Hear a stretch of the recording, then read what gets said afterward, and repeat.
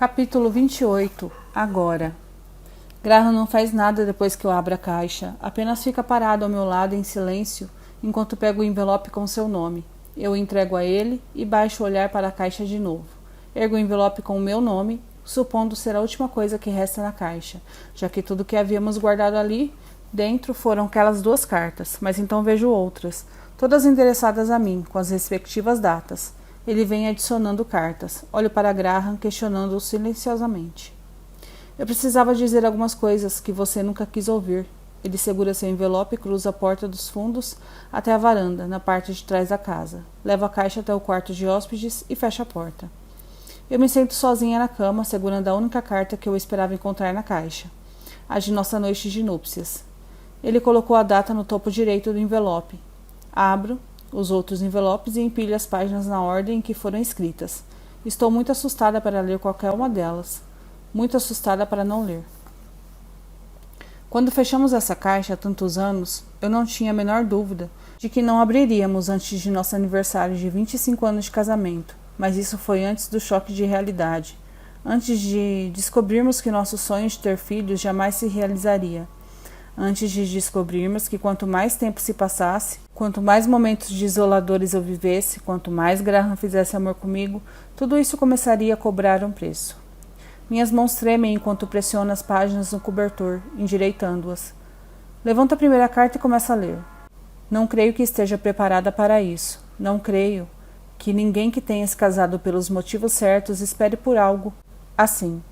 Enrijeço, como se me preparasse para o impacto, e começo a ler. Querida Kim, pensei que eu teria mais tempo para escrever esta carta. Não era para nos casarmos agora, então esse é um presente de última hora. Não sou um bom escritor, por isso não tenho certeza se sequer conseguirei expressar em palavras o que preciso dizer. Sou melhor com números, mas não quero entediá-la com um monte de equações matemáticas, tipo, eu mais você igual à eternidade. Se pensa que isso é cafona, tem sorte de ter me conhecido quando eu já estava mais velho, e não mais no ensino fundamental. No 7º ano, improvisei um poema que pretendia dar à minha primeira namorada. Felizmente, se passaram anos antes que tivesse uma primeira namorada. A essa altura, já tinha me dado conta de que não é uma boa ideia procurar rimas na tabela periódica para um poema de amor. Entretanto, fico tão à vontade perto de você que acho que é chegada a hora de, enfim, dar uma chance àquele poema de amor da tabela periódica. Porque sim, eu ainda me lembro dele. Um pouco. Ei, garota, você é uma gata. Parece esculpida em prata. Seu sorriso me deixa ébrio, como se tivesse cheirado hélio. E a maciez de sua tez me atrai como manganês. Beijá-la seria achar um tesouro. Case comigo, garota. Vou cobri-la de ouro. Isso mesmo. Você é a garota especial que tem a sorte de se casar hoje. Com o autor desse poema. Ainda bem que vão se passar 25 anos antes de você ler isso, porque depois de nos casarmos esta tarde, nunca vou deixar você fugir. Sou como o Hotel Califórnia. Você pode amar Graham sempre que quiser, mas jamais pode me deixar. O pastor vai chegar em 2 horas. Você está no andar de cima se preparando para a cerimônia, enquanto escrevo essa carta. Ontem, no caminho para cá, paramos em uma loja de noivas e você me fez esperar no carro enquanto escolhi um vestido. Quando voltou para o carro, com o vestido escondido no saco de roupa, você não conseguia parar de rir. Disse que as vendedoras que te atenderam acharam que você era esquisita por comprar um vestido apenas um dia antes do casamento. Disse que surtaram quando você confessou ser uma procrastinadora crônica e que ainda não tinha escolhido um noivo. Mal posso esperar para ver você atravessar aquela nave de areia. Será apenas você, em seu vestido, em uma praia, sem decorações, nenhum convidado, nenhuma fanfarra, e o oceano inteiro como cenário. Mas vamos apenas torcer para que nenhuma parte de seu sonho na noite passada se torne realidade. Hoje de manhã, quando acordou, perguntei o que havia perdido enquanto você dormia. Você me contou que havia sonhado que estávamos casando na praia, mas bem na hora do sim, um tsunami veio e nos carregou. Mas não morremos. Ambos nos transformamos em assassinos aquáticos, você num tubarão e eu numa baleia. E ainda estávamos apaixonados. Embora você fosse um peixe e eu, um mamífero. Você disse que no restante do sonho apenas tentávamos nos amar em um oceano cheio de criaturas que não aprovavam nosso relacionamento interespécies. Com certeza, esse é meu sonho predileto até presente data. Estou sentado aqui fora, no pátio, escrevendo a carta de amor que pensava ter mais 5 meses para escrever. Em parte, estou um pouco nervoso, porque, como eu disse, jamais fui um bom escritor. Minha imaginação não é tão fértil quanto a sua, como seus sonhos evidenciam. Mas escrever uma carta sobre o quanto eu te amo deveria ser fácil. Então espero que essa carta e o meu presente sirvam ao meu propósito. Honestamente, Kim, nem sei por onde começar. Acho que pelo princípio a resposta óbvia, certo? Poderia começar falando do dia em que nos conhecemos, naquela tarde, naquele corredor. O dia em que me dei conta de que talvez minha vida havia saído dos trilhos, porque o destino tinha me reservado algo ainda melhor. Mas em vez disso, vou falar do dia em que não nos conhecemos. Com certeza isso será uma surpresa, porque você não se lembra dele. Ou, talvez, você tenha algum resquício de lembrança, mas apenas não tenha se dado conta de que era eu. Foi alguns meses antes de nos conhecermos no corredor do prédio. O pai de Ethan deu uma festa de Natal para os funcionários e eu fui o par de Sasha. Você foi o par de Ethan. E embora eu admita que ainda estava encantado com Sasha na época, havia algo em você que ficou gravado em minha memória naquela noite. Não tínhamos sido oficialmente apresentados, mas você estava a apenas alguns metros e eu sabia quem era porque, mais cedo, Sasha havia me apontado você e Ethan. Ela disse que Ethan estava na fila para ser o próximo chefe dela e que você estava na fila para ser a esposa dele. Você usava um vestido preto e sandálias de salto, também pretas. O cabelo estava preso em um coque rígido e a ouvi brincando com alguém de como se parecia com o pessoal do buffet. Todos vestiam preto e as meninas pentearam o cabelo como o seu. Não sei se o buffet estava desfalcado naquela noite, mas me lembro de ver alguém chegar perto de você e pedir um pouco de champanhe. Em vez de corrigi-lo, você simplesmente caminhou até o bar e encheu a taça do homem. Então pegou a garrafa e começou a encher a taça de outras pessoas. Quando enfim chegou até mim, em Sasha, Ethan a alcançou e perguntou o que você estava fazendo. Você respondeu, como se não fosse nada demais, que estava enchendo taças, mas ele não gostou. Era visível em sua expressão que aquilo o constrangia. Ele pediu que você deixasse a garrafa de champanhe de lado porque havia alguém que ele queria que você conhecesse. Ele se foi e jamais esquecerei o que você fez em seguida. Você virou para mim e revirou os olhos com uma risada. Então ergueu a garrafa e me ofereceu outra rodada. Sorri para você e estendi o copo. Você encheu a taça de Sasha e continuou a encher a dos convidados até que a garrafa estivesse enfim vazia. Não me lembro muito mais daquela noite. Foi uma festa comum e Sasha estava de mau humor, por isso saímos mais cedo. E para ser honesto, não pensei muito em você depois disso. Não até o dia em que a vi de novo, naquele corredor. Quando saiu do elevador e caminhou até a porta do apartamento de Ethan. Eu não devia ter sentido nada além de absoluto terror e desgosto pelo que acontecia ali dentro. Mas por um breve instante senti vontade de sorrir ao te ver. Ver você me fez lembrar da festa e do quão tranquila você parecia ser. Eu me encantei como não se importou de que pensassem que você era uma garçonete e não a namorada do Ethan Van Camp. E foi no momento que você se juntou a mim no corredor, quando de algum modo sua presença quase me fez sorrir no pior dia da minha vida, que eu soube que tudo acabaria bem. Soube que o inevitável fim do meu romance com Sasha não seria também meu fim. Não sei por que nunca lhe contei isso. Talvez porque gostasse da ideia de termos nos encontrado naquele corredor nas mesmas circunstâncias. Ou talvez porque estava preocupado que você não fosse se lembrar daquela noite na festa, ou de encher minha taça de champanhe. Afinal, por que se lembraria? Aquele momento não tinha a menor importância. Até que teve. Eu escreveria mais sobre nosso encontro no corredor, mas você sabe tudo sobre isso. Ou talvez eu poderia escrever sobre a primeira noite em que fizemos amor, ou sobre o fato de que, logo que nos reencontramos, enfim, nunca mais quisemos passar outra noite separados. Ou poderia escrever sobre o dia em que a pedi em casamento e você, de forma estúpida, concordou em passar o resto da vida com um homem que, com certeza, não poderá lhe dar tudo o que merece. Mas, na verdade, não quero falar de nada disso, porque você estava presente em cada passo do caminho.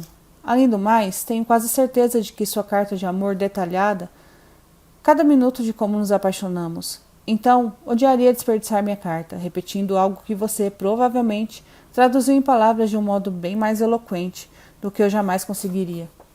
Acho que isso significa que cabe a mim falar do futuro.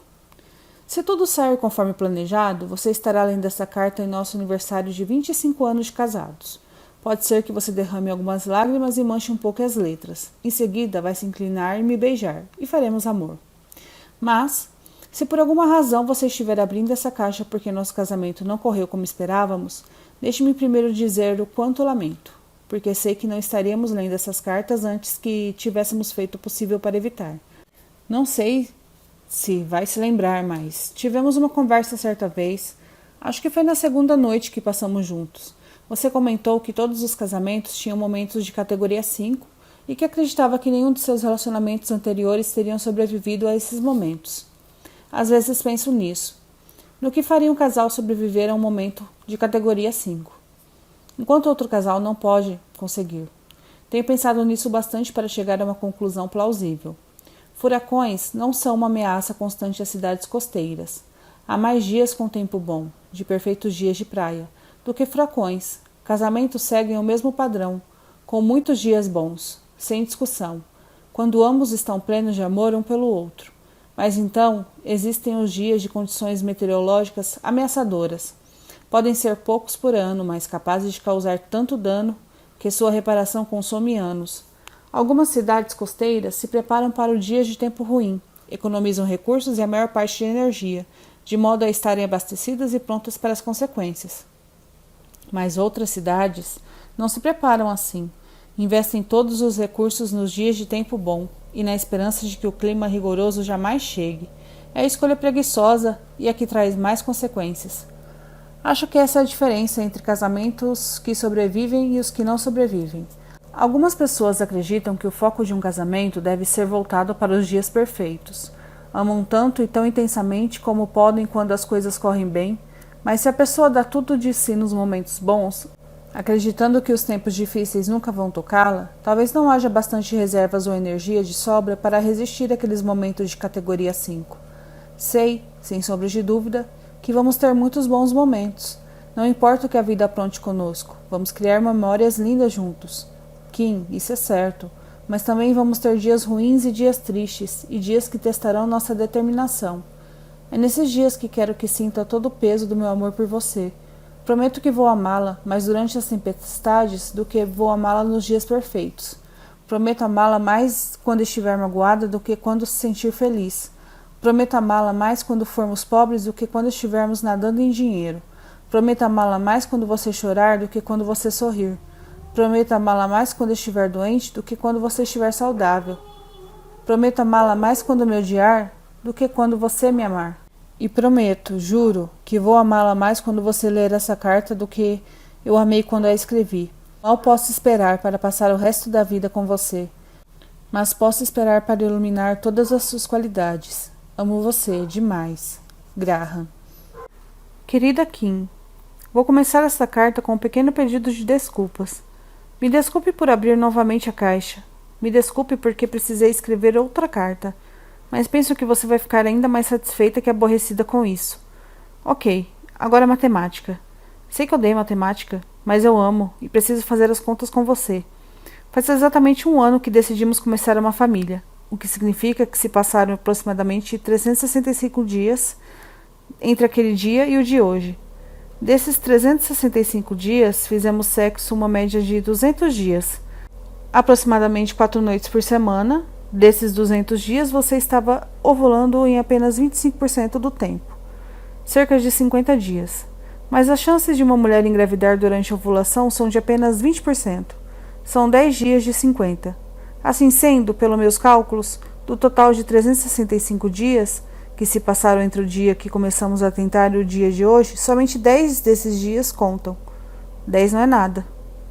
É como se tivéssemos começado a tentar agora. Só estou escrevendo isso porque percebi que você está começando a ficar preocupada. E sei que quando ler essa carta no 25º aniversário de nosso casamento, vamos estar a poucos anos de nos tornarmos avós, e nenhuma dessas contas será relevante. Mas assim como quero que se lembre dos dias bons, acho que talvez deva falar também um pouco de nossos dias não tão perfeitos. Você está dormindo no sofá agora, seus pés estão em meu colo, e vez ou outra, todo o seu corpo estremece, como se você estivesse pulando em seus sonhos. Continuo tentando lhe escrever esta carta, mas seus pés esbarram em meu braço, fazendo a caneta rabiscar a página. Se minha caligrafia parece uma merda, a culpa é sua. Você nunca dorme no sofá, mas foi uma longa noite. Sua mãe organizou mais um de seus sofisticados eventos de caridade. Esse até que foi divertido, o tema era inspirado nos cassinos, e havia mesas por toda parte onde se podia postar. É óbvio que tudo era para caridade, então não havia vencedores de fato. Mas foi melhor do que muitos eventos emproados em que temos que sentar à mesa na companhia de pessoas que não gostamos, e temos que ouvir discursos de pessoas que não fazem nada senão contar vantagem. A noite foi agradável, mas logo percebi que você se sentia sobrecarregada com as perguntas. Eram apenas conversas bobas, inofensivas. Às vezes, isso pode ser bem cansativo, doloroso até. Escutei repetidas vezes enquanto as pessoas perguntavam quando iríamos ter um bebê. Às vezes as pessoas simplesmente presumem que a gravidez acompanha o casamento, mas as pessoas não pensam nas perguntas que fazem aos outros. E não se dão conta de quantas vezes alguém já foi obrigado a responder a mesma questão. Nas primeiras vezes em que lhe perguntaram, você apenas sorriu e disse que tínhamos apenas começado a tentar. Mas na quinta ou sexta vez, seu sorriso parecia cada vez mais forçado.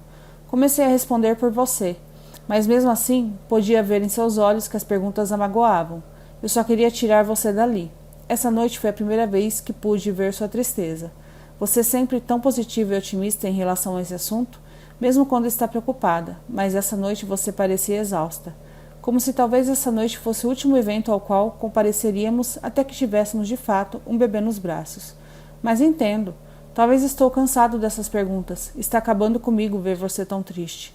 Eu me sinto imprestável, odeio isso, odeio não ter controle sobre essa situação, odeio não poder consertá-la para você.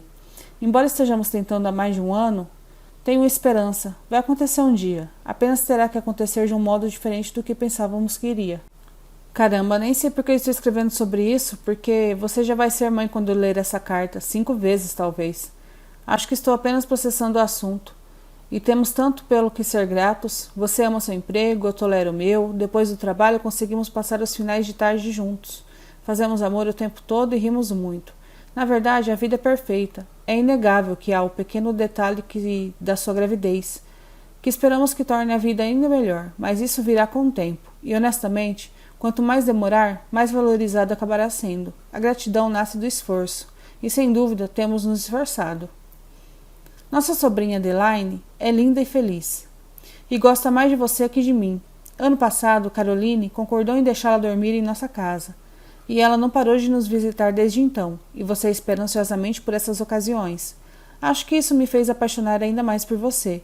Sei o quanto a magoa ainda não termos gerado um bebê só nosso, mas testemunhar o quão genuinamente feliz você fica por minha irmã e sua família apenas confirma como é altruísta. Você não compara nosso esforço ao sucesso dela, o que me faz amar sua força interior. Você continua dormindo no sofá, mas está roncando agora, então preciso parar de escrever esta carta e achar meu celular para gravar. Você discute comigo e diz que não ronca, mas eu vou conseguir uma prova. Eu amo você, Kim. E embora o tom desta carta seja meio deprimente, a força do meu amor se encontra no máximo. Esse não é um momento de categoria 5, talvez um de categoria 2, mas prometo amá-la com mais intensidade esse ano que em qualquer ano anterior. Amo você, demais. Graham. Querida Kim, eu me desculparia por abrir a caixa mais uma vez, mas tenho a sensação de que vai acontecer de novo.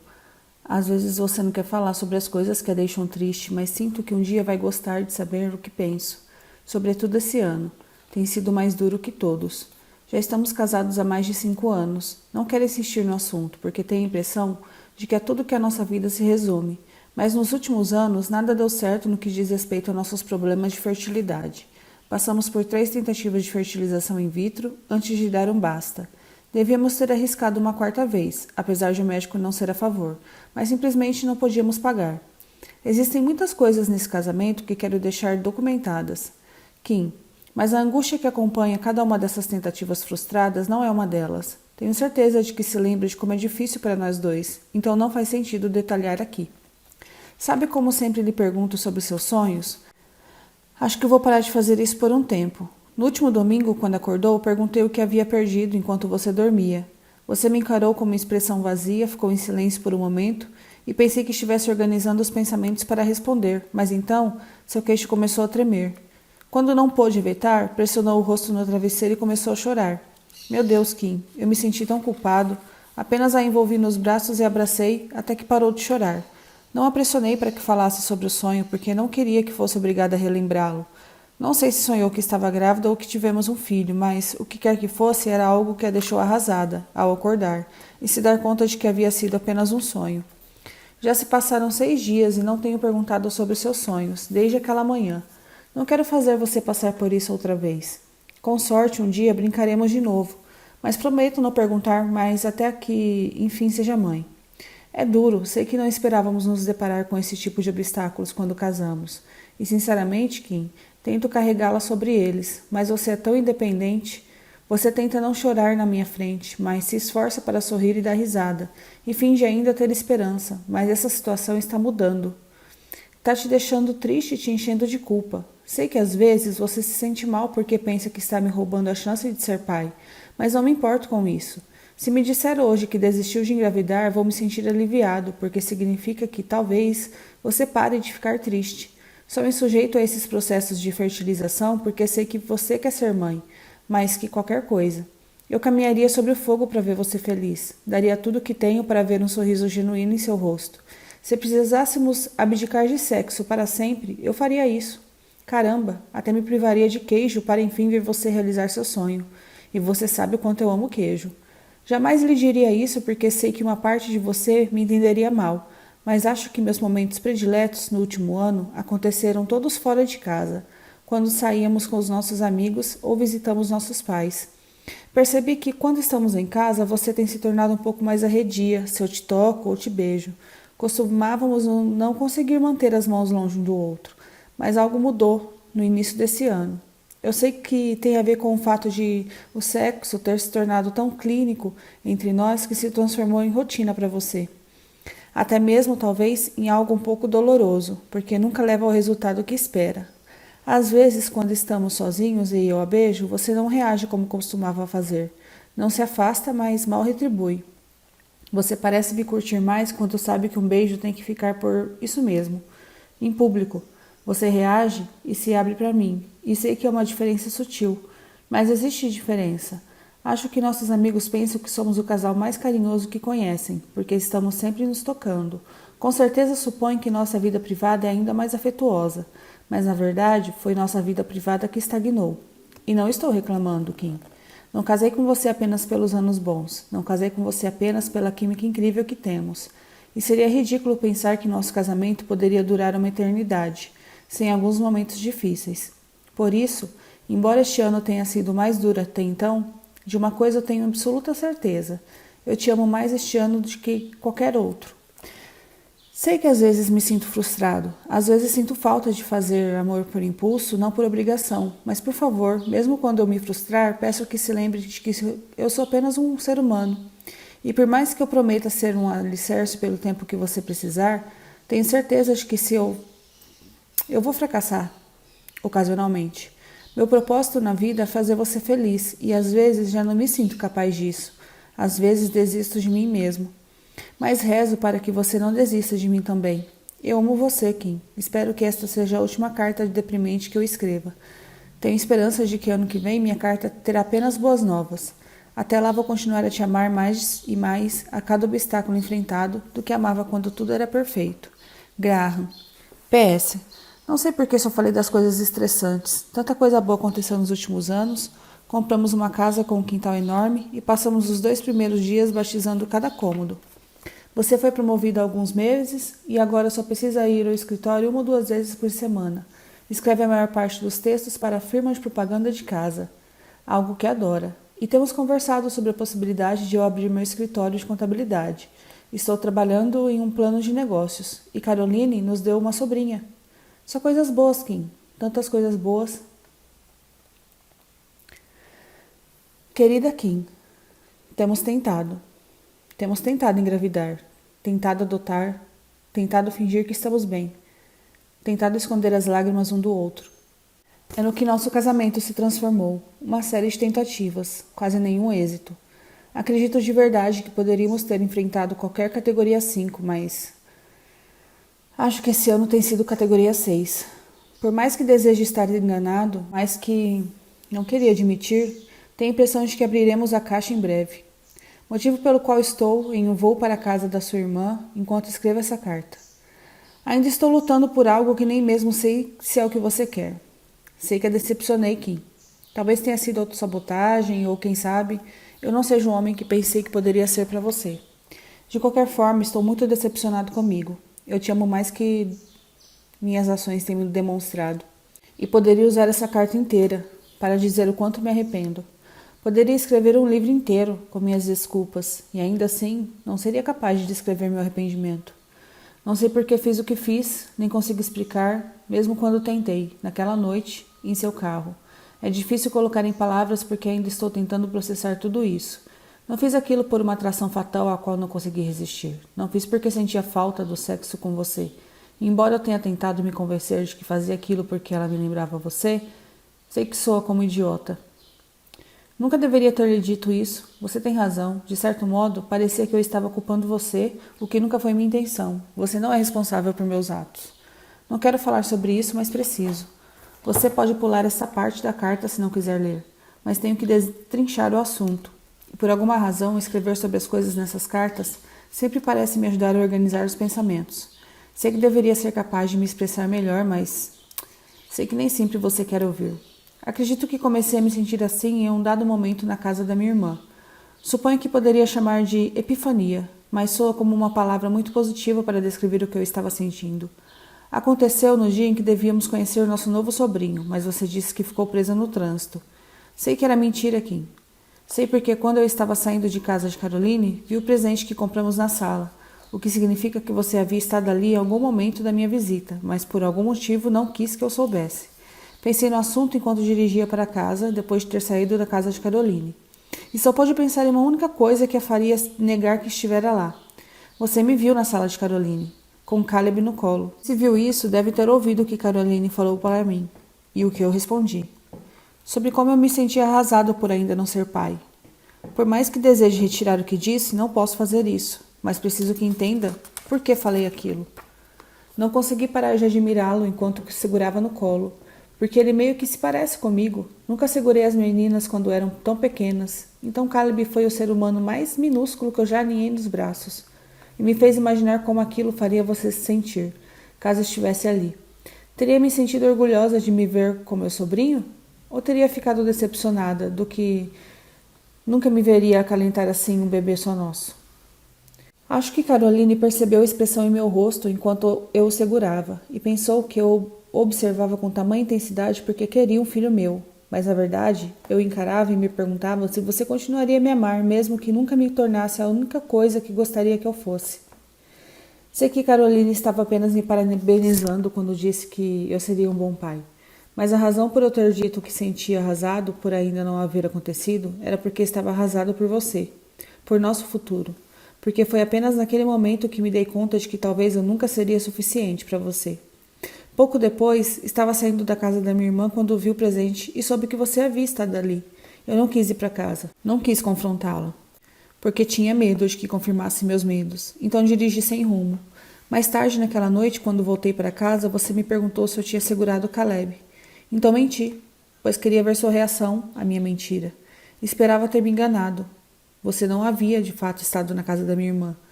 Talvez o presente fosse de outra pessoa, somente parecido com o que havíamos comprado.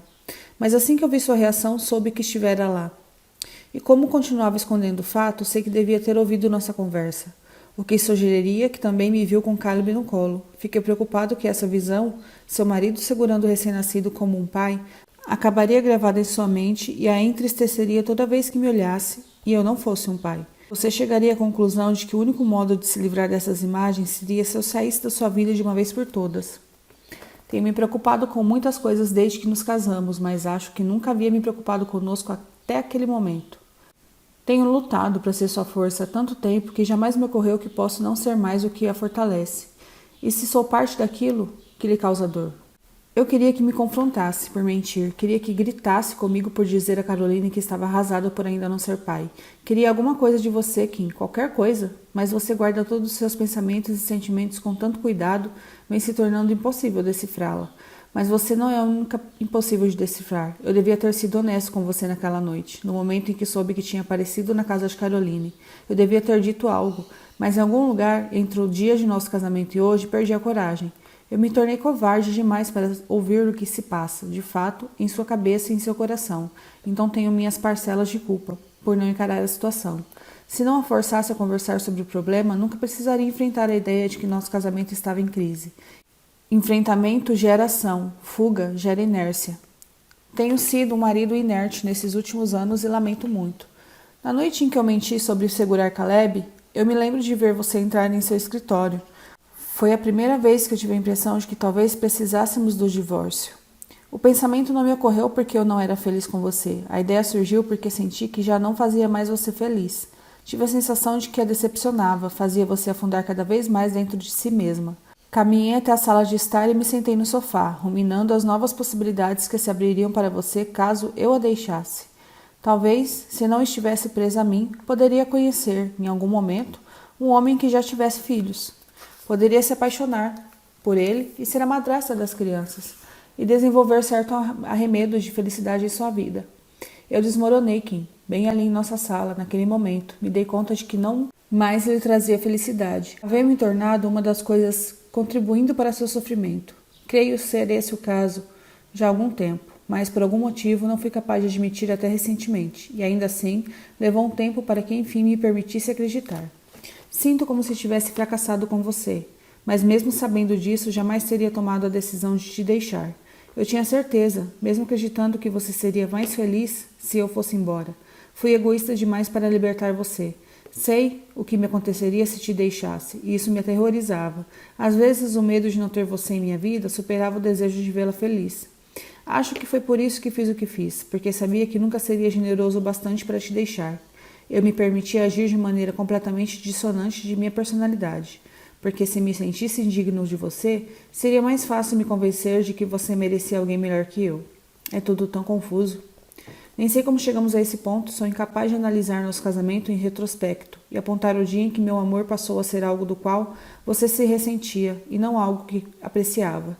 Costumava acreditar que se você ama muito alguém, esse amor pode enfrentar qualquer coisa, desde que duas pessoas continuem apaixonadas, então nada pode separá-las, nem mesmo uma tragédia. Mas agora percebo que uma tragédia pode destruir até mesmo o mais forte das coisas. Você pode não ter uma das mais belas vozes de todos os tempos, mas ainda assim, uma lesão na garganta acabaria com sua carreira. Você pode não ser o mais rápido velocista do mundo, mas, ainda assim, uma contusão nas costas mudaria tudo. Você pode ser o mais inteligente professor de Harvard, mas, ainda assim, um derrame o forçaria a uma aposentadoria prematura. Você pode amar sua esposa como nenhum homem jamais amou uma esposa, mas, ainda assim, uma angustiante luta contra a infertilidade transformaria esse amor em ressentimento. Mas mesmo desgastados por anos de tragédias, ainda me recuso a desistir. Não tenho ideia de viajar para a Europa com a caixa que fechamos na noite de núpcias fará alguma diferença. Não sei se um gesto grandioso vai convencê-la de como minha vida fica incompleta sem você, mas me recuso a passar outro dia sem tentar lhe provar como crianças perdem a importância quando comparadas ao nosso futuro. Não preciso de filhos, Kim, só preciso de você. Não sei como deixar isso mais evidente, mas ainda assim não importa o quanto eu esteja satisfeito com essa vida. Não quer dizer que você esteja satisfeita com a sua. Quando eu chegar à Europa, uma decisão definitiva vai ser tomada, e desconfio que não vou querer concordar com ela. Se puder adiar essa conversa para sempre, a fim de evitar que você decida abrir a caixa, eu o farei. Mas foi aí que erramos. Paramos de conversar sobre todas as coisas que jamais deveriam ter sido silenciadas. Não faço mais ideia do que é melhor para nós. Quero estar com você. Mas não quero ficar com você quando minha presença lhe causa tanta dor. Muita coisa mudou entre nós desde que fechamos a caixa na noite do nosso casamento. Nossas circunstâncias mudaram, nossos sonhos mudaram, nossas expectativas mudaram, mas a coisa mais importante entre nós nunca mudou. Perdemos muito de nós mesmos nesse casamento, mas jamais deixamos de nos amar. É a única coisa que aguentou firme frente aos momentos de categoria 5. Compreendo agora que às vezes duas pessoas podem perder a esperança, ou o desejo, ou a felicidade, mas perder tudo isso não quer dizer que foram derrotadas. Ainda não fomos derrotados, Kim. E não importa o que tenha acontecido desde que fechamos essa caixa, ou o que vai acontecer quando a abrirmos. Prometo amá-la custe o que custar. Prometo amá-la mais quando estiver magoada do que quando se sentir feliz. Prometo amá-la mais quando formos pobres do que quando estivermos nadando em dinheiro. Prometo amá-la mais quando você chorar do que quando você sorrir. Prometo amá-la mais quando estiver doente do que quando estiver saudável. Prometo amá-la mais quando me odiar do que quando me amar.